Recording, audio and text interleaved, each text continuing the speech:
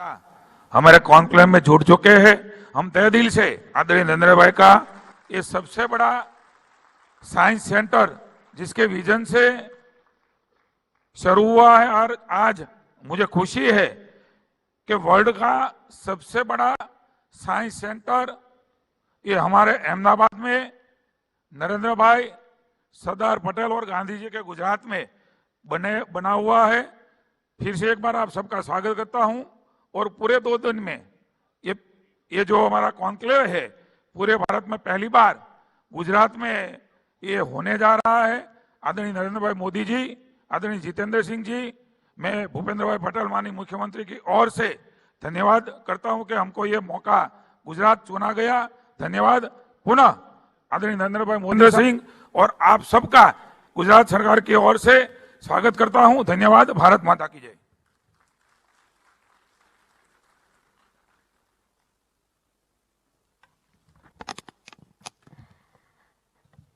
Thank you so much, sir. Moving ahead, may I now request and invite Dr. Jitendra Singh Ji, Honorable Union Minister of Science and Technology, Earth Sciences Department of Atomic Energy and Space to please welcome us all.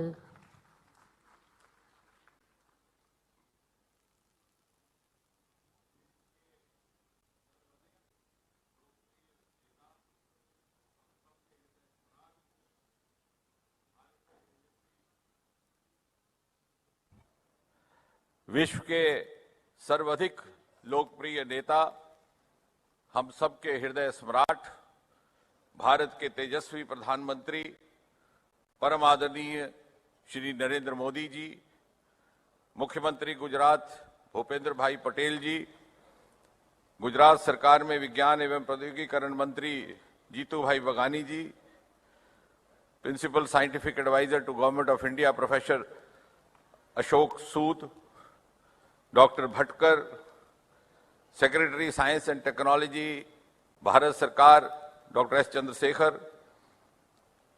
Gujarat सरकार में मुख्य सचिव पंकज कुमार जी, भिन्न भिन्न राज्यों एवं केंद्र शासित प्रदेशों से पधारे हुए मंत्री महोदय, अधिकारीगण, लेडीज एंड जेंटलमैन, सबसे पहले तो मुझे तहे दिल से और हृदय की गहराइयों से आभार प्रकट करना है आदरणीय प्रधानमंत्री जी का।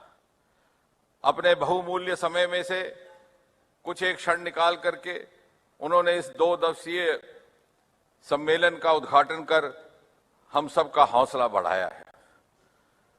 हम सब जानते हैं प्रधानमंत्री जी ने निरंतर विज्ञान, नवाचार, इनोवेशन को सर्वोच्च प्राथमिकता दी है और उसका नतीजा ये है कि आज हिंदुस्तान के घर घर में टेक्नोलॉजी प्रवेश कर चुकी है। और ये इसलिए संभव हुआ प्रधानमंत्री जी कि आपने अनेकों ऐसे ऐतिहासिक निर्णय लिए जिनको लेने का शायद पिछली सरकारों में साहस ना था। ये आप ही के कार्यकाल में संभव हुआ कि अंतरिक्ष विभाग पब्लिक प्राइवेट पार्टिसिपेशन के लिए खोल दिया गया। आज वो गगनयान की तैयारी कर रहे हैं। ये आप ही के कार्यकाल में संभव हुआ कि परमाणु ऊर्जा विभाग जॉइंट वेंचर्स की अनुमति प्राप्त कर नए संस्थान खोलने में लग गया। ये आप ही के कार्यकाल में संभव हुआ कि बायोटेक्नोलॉजी विभाग ने दुनिया का सबसे पहला डीएनए वैक्सीन ईजाद करके विश्व भर को उपलब्ध करवाया। ये आप ही के कार्यकाल में संभव हुआ कि पृथ्वी विज्ञान मंत्रालय ने डीप ओशन मिशन प्रारंभ करके भारत के 7,500 किलोमीटर लंबे समुद्र तट के साथ बसे सागर के भीतर की अपार संपत्ति को खोजने का काम शुरू किया। और ये भी आप ही के कार्यकाल में संभव हुआ कि मात्र 350 स्टार्टअप्स की संख्या बढ़कर के 75,000 का आंकड़ा पार कर गई और हिंदुस्तान को दुनिया के पहले 3 स्टार्टअप इकोसिस्टम्स में शुमार किया गया। और आज भी यह आप ही की प्रेरणा से इस प्रकार की कॉन्फ्रेंस, इस प्रकार के सम्मेलन का आयोजन किया जा रहा है। इस 2 दिवसीय सम्मेलन अपने में अनोखा, अनोखा केवल इसलिए नहीं कि इसमें प्रत्येक राज्य और केंद्र शासित प्रदेश का प्रतिनिधित्व है, बल्कि इसलिए भी कि इसको एक अलग स्वरूप देने का प्रयास है। अलग अलग सत्र, थीम बेस्ड सेशंस होंगे। भारत एक बहुमुखी देश है, प्रत्येक राज्य की परिस्थिति अलग, प्रत्येक राज्य की जरूरत भी अलग। किस राज्य में किस टेक्नोलॉजी का उपयुक्तता से प्रयोग हो सकता है, उसको लेकर के केंद्र और प्रदेश मिल बैठ करके मंथन करें।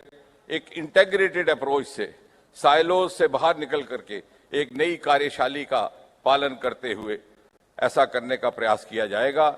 और फिर इसी अनुभव को लेकर के आने वाले सालों में बारी बारी से भिन्न भिन्न राज्यों में इस प्रकार के सम्मेलन आयोजित करने का प्रयास रहेगा। साथ ही साथ इस सम्मेलन से जो निष्कर्ष अथवा कंक्लूजन्स निकलेंगे, उनके आधार पर यदि आवश्यकता हुई तो छोटी छोटी जॉइंट कमेटीज, वर्किंग कमेटीज अथवा टोलियां, समितियां फॉलोअप के लिए भी गठित की जा सकती हैं।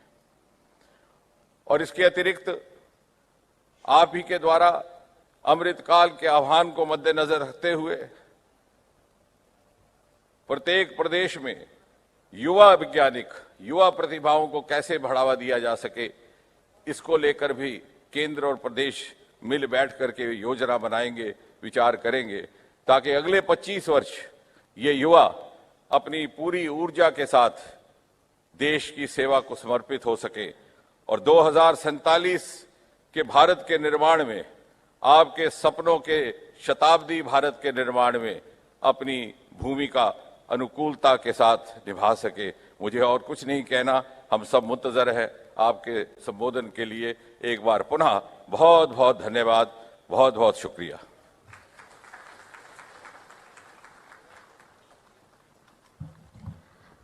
बहुत बहुत शुक्रिया हम सभी का आज यहाँ पे स्वागत करने के लिए। आगे बढ़ते हुए मैं गुजरात राज्य के वरिष्ठ मुख्यमंत्री माननीय श्री भूपेंद्र भाई पटेल जी से निवेदन करूंगी कि वे सभा को संबोधित करें।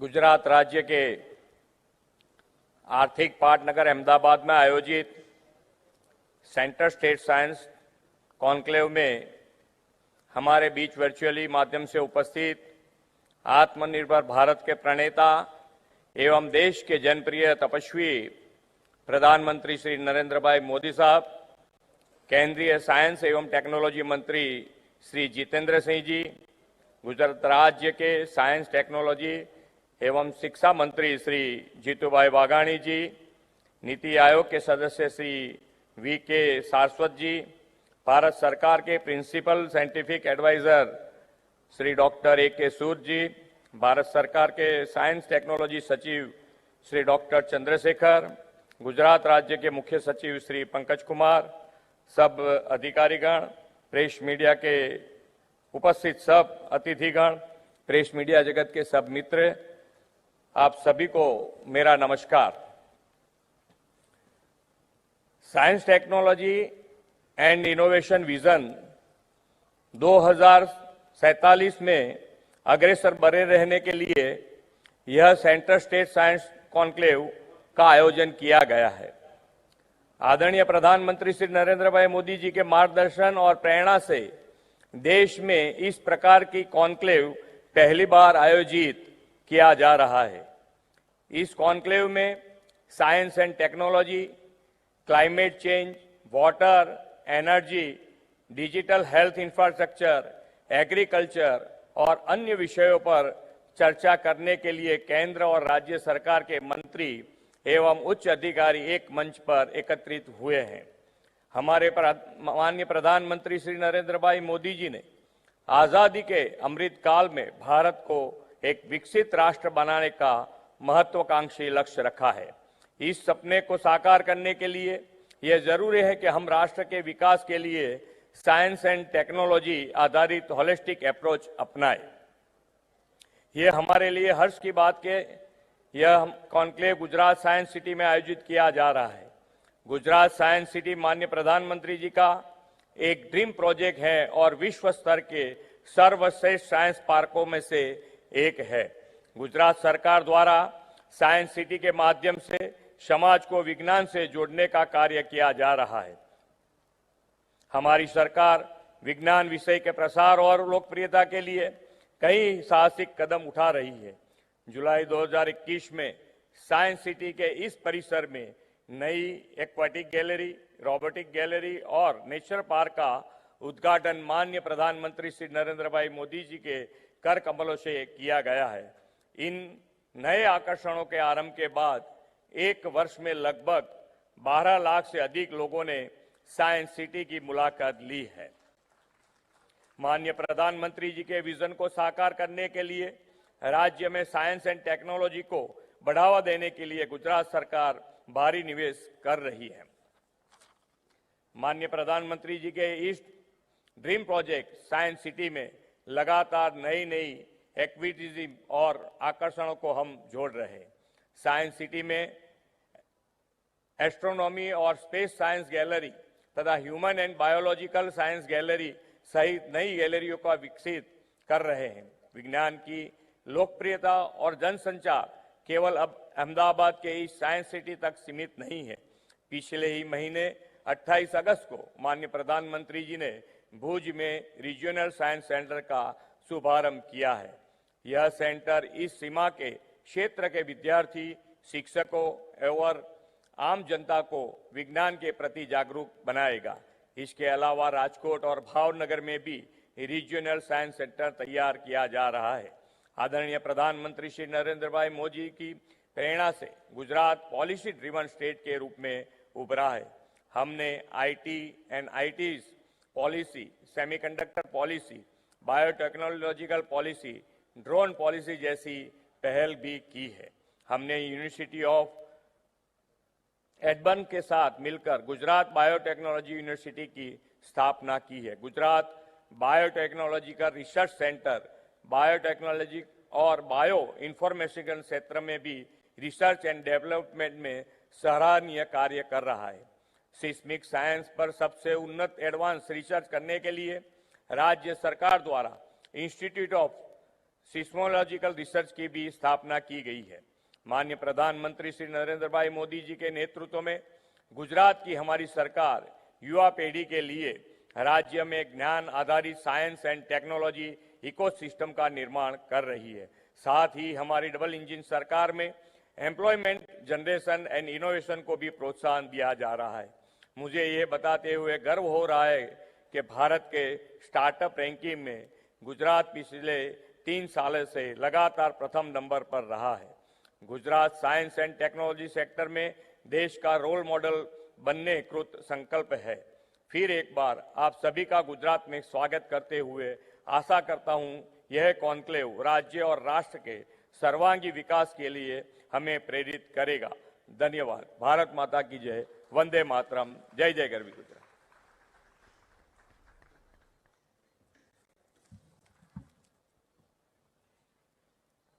ये सभी अचीवमेंट्स और कोलैबोरेशंस के लिए हार्दिक बधाइयां। और आगे बढ़ते हुए हमारे साथ वीडियो कॉन्फ्रेंसिंग के माध्यम से जुड़े भारत के लोकप्रिय माननीय प्रधानमंत्री श्री नरेंद्र मोदी जी से मैं निवेदन करूंगी कि सभा को संबोधित करें।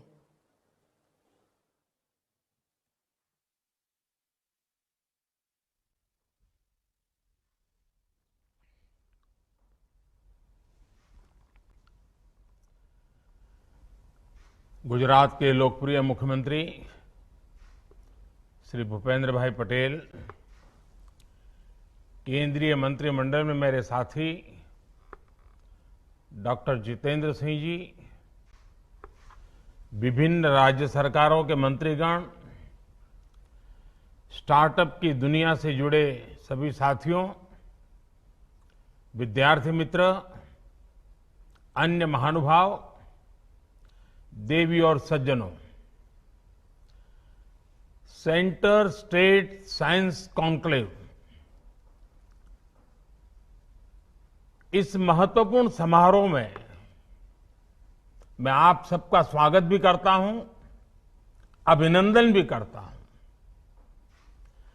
आज के नए भारत में सबका प्रयास की जिस भावना को लेकर हम चल रहे हैं, ये आयोजन उसका एक जीवंत उदाहरण है। साथियों, 21वीं सदी के भारत के विकास में विज्ञान उस ऊर्जा की तरह है जिसमें हर क्षेत्र के विकास को, हर राज्य के विकास को बहुत गति देने का सामर्थ्य है। आज जब भारत चौथी औद्योगिक क्रांति का नेतृत्व करने की तरफ बढ़ रहा है, तो उसमें भारत की साइंस और इस क्षेत्र से जुड़े लोगों की भूमिका बहुत अहम है। ऐसे में नीति निर्माताओं का, शासन प्रशासन से जुड़े हम लोगों का दायित्व और बढ़ जाता है। मुझे उम्मीद है अहमदाबाद की साइंस सिटी में हो रहा ये मंथन आपको एक नई प्रेरणा देगा, साइंस को प्रोत्साहित करने के उत्साह से भर देगा। साथियों, हमारे शास्त्रों में कहा गया है, ज्ञानम विज्ञान सहितम यद ज्ञात्वा मोक्ष से अशुभात। अर्थात ज्ञान जब विज्ञान के साथ जुड़ता है, जब ज्ञान और विज्ञान से हमारा परिचय होता है, तो संसार की सभी समस्याओं और संकटों से मुक्ति का रास्ता अपने आप खुल जाता है। समाधान का, सॉल्यूशन का, इवोल्यूशन का और इनोवेशन का आधार विज्ञान ही है। इसी प्रेरणा से आज का नया भारत जय जवान, जय किसान, जय विज्ञान के साथ ही जय अनुसंधान का आह्वान करते हुए आगे बढ़ रहा है। साथियों, बीते समय का एक अहम पक्ष है जिसकी ओर मैं आपका ध्यान दिलाना चाहता हूं। इतिहास की वो सीख केंद्र और राज्य दोनों के लिए भविष्य का मार्ग बनाने में बहुत सहायक होगी। अगर हम पिछली शताब्दी के शुरुआती दशकों को याद करें तो पाते हैं कि दुनिया में किस तरह तबाही और त्रासदी का दौर चल रहा था।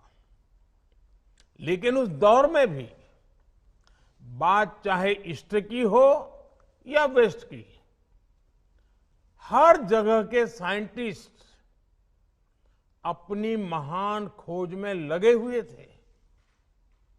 पश्चिम में Einstein, Fermi, max Planck, Nils bore, Tesla, ऐसे अनेक साइंटिस्ट अपने प्रयोगों से दुनिया को चौंका रहे थे। उसी दौर में सीवी रमन, जगदीश चंद्र बोस, सत्येंद्र नाथ बोस, मेघनाथ साहा, एस चंद्रशेखर, वैसे अनगिनत वैज्ञानिक अपनी नई नई खोज सामने लेकर के आ रहे थे। इन सभी वैज्ञानिकों ने भविष्य को बेहतर बनाने के कई रास्ते खोज दिए, लेकिन ईस्ट और वेस्ट के बीच एक बड़ा अंतर यह रहा कि हमने अपने वैज्ञानिकों के काम को उतना सेलिब्रेट नहीं किया जितना किया जाना चाहिए था। इस वजह से साइंस को लेकर हमारे समाज के एक बड़े हिस्से में उदासीनता का भाव पैदा हो गया।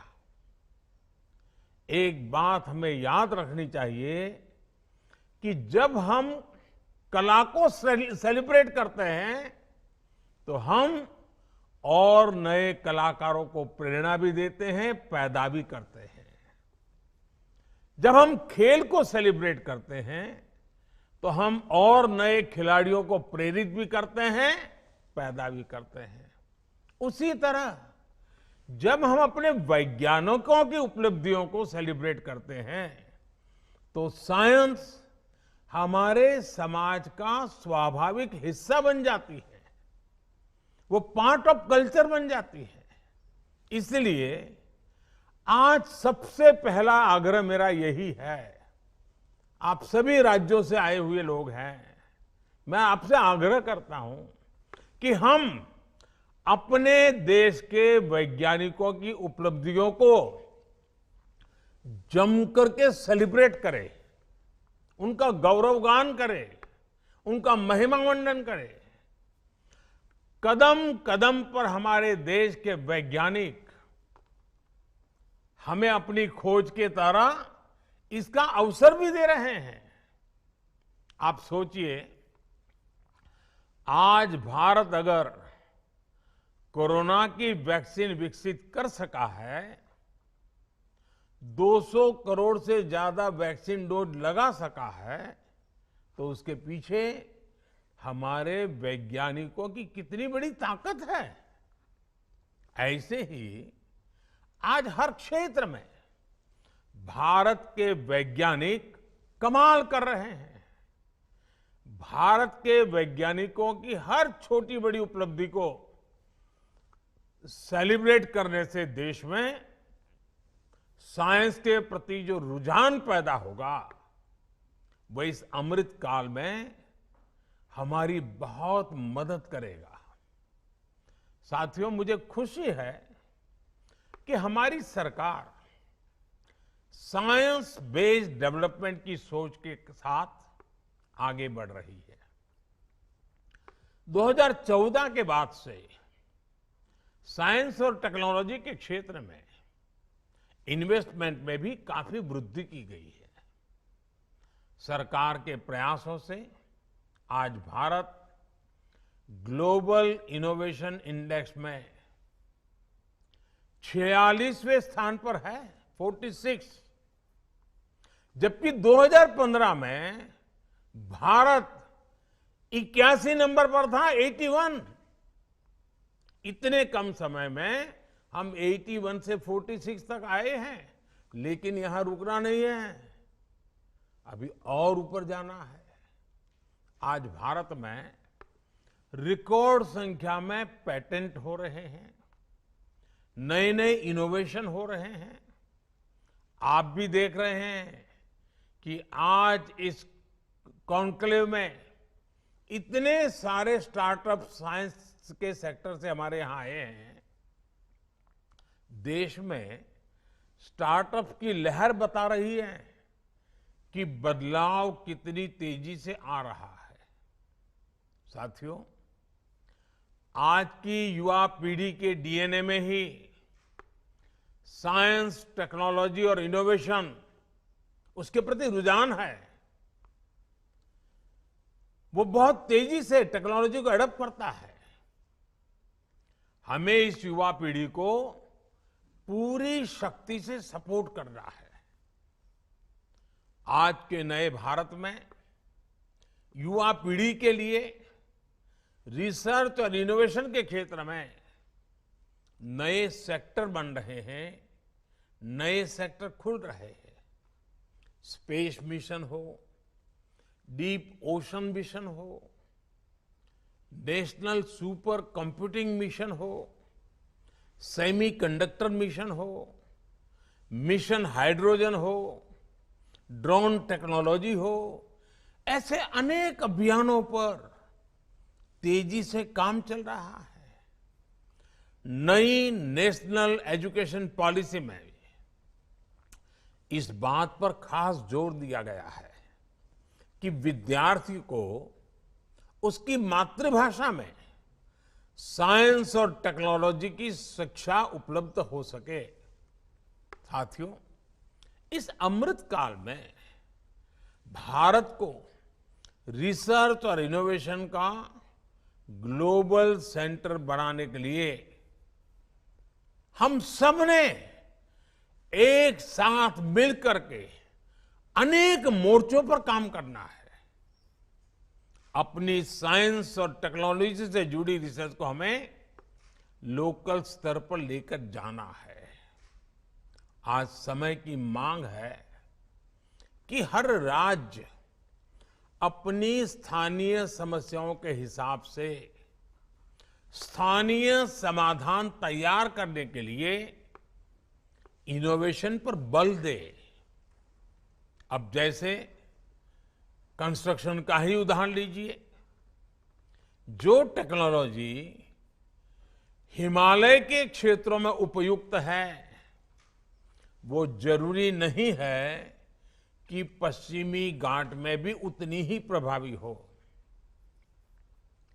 रेगिस्तान की अपनी चुनौतियां हैं, तो तटीय इलाकों की अपनी समस्याएं हैं। इसलिए आज हम अफोर्डेबल हाउसिंग के लिए भी लाइट हाउस प्रोजेक्ट पर काम कर रहे हैं, जिनमें कई तकनीकों का उपयोग हो रहा है, उसको आजमाया जा रहा है। इसी प्रकार क्लाइमेट रेजिलियंस क्रॉप्स, उसको लेकर भी जितना लोकल होंगे उतने ही बेहतर समाधान दे पाएंगे। हमारे शहरों से निकलने वाला जो वेस्ट प्रोडक्ट है, उसकी रिसाइकलिंग में, सर्कुलर इकोनॉमी में भी साइंस की बड़ी भूमिका है। ऐसी हर चुनौती से निपटने के लिए ये आवश्यक है कि हर राज्य साइंस, इनोवेशन और टेक्नोलॉजी से जुड़ी आधुनिक पॉलिसी का निर्माण करे, उस पर अमल करे। साथियों, सरकार के तौर पर हमें अपने साइंटिस्ट के साथ ज्यादा से ज्यादा कोऑपरेट और कोलैबोरेट करना होगा। इसी से देश में साइंटिफिक मॉडर्निटी का माहौल बढ़ेगा। इनोवेशन को प्रोत्साहित करने के लिए राज्य सरकारों को ज्यादा से ज्यादा वैज्ञानिक संस्थानों के निर्माण पर और प्रक्रियाओं को सरल करने पर बल देना चाहिए। राज्यों में जो उच्च शिक्षा के संस्थान है, उनमें इनोवेशन लैब्स की संख्या भी बढ़ाई जानी चाहिए। आजकल हाइपर स्पेशलाइजेशन का दौर चल रहा है। राज्यों में अंतर्राष्ट्रीय स्तर की स्पेशलिस्ट लेबोरेटरीज की स्थापना की जा रही है। उसकी आवश्यकता भी बहुत है। इसमें केंद्र के स्तर पर, राष्ट्रीय संस्थानों के एक्सपर्टाइज के स्तर पर राज्यों ही हर तरह से मदद के लिए हमारी सरकार तत्पर है। स्कूलों में साइंस की आधुनिक लैब्स के साथ साथ अटल टिंकरिंग लैब्स के निर्माण के अभियान को भी हमें तेज करना है। साथियों, राज्यों में राष्ट्रीय स्तर के अनेक वैज्ञानिक संस्थान होते हैं, नेशनल लेबोरेटरीज भी होती हैं। इनमें के सामर्थ्य का लाभ, इनकी एक्सपर्टाइज का पूरा लाभ भी राज्यों को उठाना चाहिए। हमें अपने साइंस से जुड़े संस्थानों को साइलोज की स्थिति से भी बाहर निकालना होगा। राज्य के सामर्थ्य और संसाधनों के बेहतर इस्तेमाल के लिए सभी वैज्ञानिक संस्थानों का ऑप्टिमम यूटिलाइजेशन उतना ही आवश्यक है। आपको अपने राज्य में ऐसे कार्यक्रमों की संख्या में भी वृद्धि करनी चाहिए, जो ग्रासरूट लेवल पर साइंस और टेक्नोलॉजी को लेकर हम सबको आगे बढ़ाते हो, लेकिन इसमें भी हमें एक बात का ध्यान रखना है। अब जैसे कई राज्यों में साइंस मेले होते हैं, साइंस फेस्टिवल होता है, लेकिन यह भी सच है कि उसमें बहुत सारे स्कूल हिस्सा ही नहीं लेते हैं। हमें इसके कारणों पर काम करना चाहिए। ज्यादा से ज्यादा स्कूलों को साइंस फेस्टिवल का हिस्सा बनाना चाहिए। आप सभी मंत्री साथियों को मेरा यह भी सुझाव है कि अपने राज्य के साथ ही दूसरे राज्यों के साइंस करिकुलम पर भी बारीक नजर रखें। दूसरे राज्यों में जो कुछ अच्छा है उसे आप अपने यहां दोहरा सकते हैं। देश में साइंस को बढ़ावा देने के लिए हर राज्य में साइंस और टेक्नोलॉजी से जुड़े इंफ्रास्ट्रक्चर का निर्माण भी उतना ही आवश्यक है। साथियों, भारत का रिसर्च और इनोवेशन इकोसिस्टम दुनिया में श्रेष्ठ हो, अमृत काल में हमें इसके लिए पूरी ईमानदारी के साथ जुटना है। इस दिशा में ये कॉन्क्लेव सार्थक और समयबद्ध समाधानों के साथ सामने आएगी। इसी शुभकामना के साथ आप सभी का बहुत बहुत अभिनंदन करता हूं और मुझे विश्वास है कि आपके इस मंथन से विज्ञान की गति प्रगति में नए आयाम जुड़ेंगे, नए संकल्प जुड़ेंगे और हम सब मिलकर के आने वाले दिनों में जो हमारे सामने अवसर है उस अवसर को गंवाने नहीं देंगे। किसी भी हालत में अवसर जाना नहीं चाहिए। बड़े मूल्यवान 25 साल हमारे पास है। ये 25 साल हैं जो विश्व में भारत की एक नई पहचान, नई ताकत, नया सामर्थ्य के साथ भारत को खड़ा कर देगा। और इसलिए साथियों, आपका ये समय सच्चे अर्थ में आपके राज्य के विज्ञान और टेक्नोलॉजी के क्षेत्र में बल देने वाला बनना चाहिए। मुझे विश्वास है आप इस मंथन से वो अमृत निकाल के जाएंगे, जो अमृत आपके अपने अपने राज्य में अनेक नए अनुसंधानों के साथ देश की प्रगति में जुड़ेगा। बहुत बहुत शुभकामनाएं, बहुत बहुत धन्यवाद।